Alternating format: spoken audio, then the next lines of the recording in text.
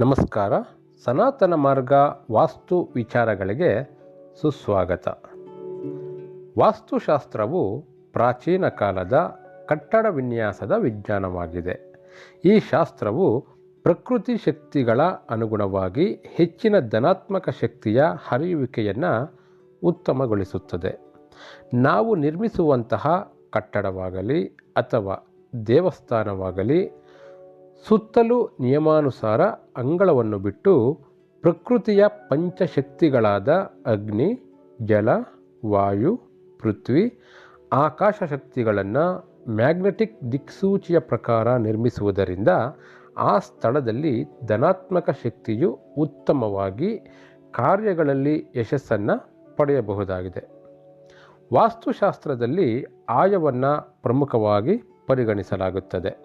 ಕಟ್ಟಡವನ್ನು ನಿರ್ಮಿಸುವ ಮೊದಲು ವಾಸ್ತುಶಾಸ್ತ್ರದ ರೀತಿಯಲ್ಲಿ ಕಟ್ಟಡದ ಉದ್ದ ಮತ್ತು ಅಗಲಗಳಿಂದ ಕ್ಷೇತ್ರಫಲದ ಲೆಕ್ಕಾಚಾರ ಮಾಡಿ ಇದರಿಂದ ಧನವರ್ಗ, ಋಣವರ್ಗ, ಆಯವರ್ಗ, ಆಯುಷ್ಯವರ್ಗಗಳ ವಿಚಾರಗಳು ಉತ್ತಮವಾಗಿ ಬಂದಿದ್ದರೆ ಮನೆ ಅಥವಾ ಕಟ್ಟಡವನ್ನು ನಿರ್ಮಿಸಬಹುದಾಗಿದೆ. ಆಯಗಳಲ್ಲಿ ಒಟ್ಟಾರೆ 8 ವಿಧಗಳಿವೆ. ಧ್ವಜಾಯ, ಧೂಮ್ರಾಯ, ಸಿಂಹಾಯ, ಶ್ವಾನಾಯ, ವೃಷಭಾಯ, ಕರಾಯ, ಗಜಾಯ, ಕಾಕಾಯ. ಈ 8 ಆಯಗಳಲ್ಲಿ ಪ್ರಮುಖವಾಗಿ 4 ಆಯಗಳನ್ನು ಮಾತ್ರವೇ ಉಪಯೋಗಿಸುತ್ತೇವೆ.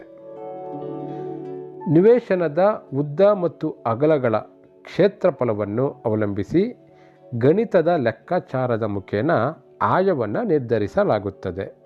ಈ ಮೇಲಿನ 8 ವರ್ಗಗಳಲ್ಲಿ ಬೆಸಸಂಖ್ಯೆಯ ಆಯಗಳಾದ ಧ್ವಜಾಯ, ಸಿಂಹಾಯ, ವೃಷಭಾಯ, ಗಜಾಯ ಈ 4 ಆಯಗಳು ಕಟ್ಟಡವನ್ನು ನಿರ್ಮಿಸಲು ಯೋಗ್ಯವಾಗಿರುತ್ತದೆ.